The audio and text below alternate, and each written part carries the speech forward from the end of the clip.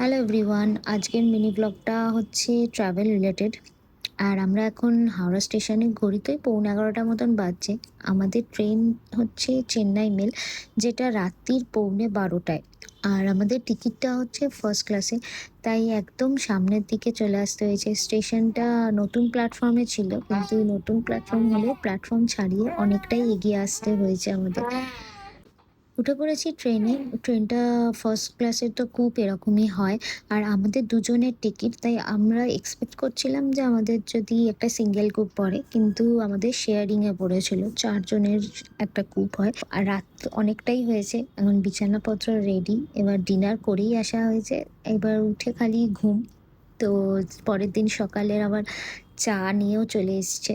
তো ট্রেনের চা আর সাথে বাউলিটা আমি বাড়ি থেকে প্যাক করে নিয়েছিলাম। তো বাউলি আর চা দিয়ে ব্রেকফাস্ট সেরে নিলাম।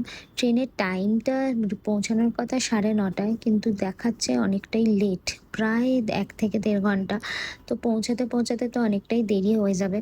মোটামুটি রেডি হয়েই বসে আছি, ট্যাব পড়ছে বই। আর এই যে স্টেশন, পৌঁছে গেছি বিরহামপুর স্টেশন। হ্যাঁ, বুঝতেই পারছো, ডেস্টিনেশনটা হচ্ছে গোপালপুর।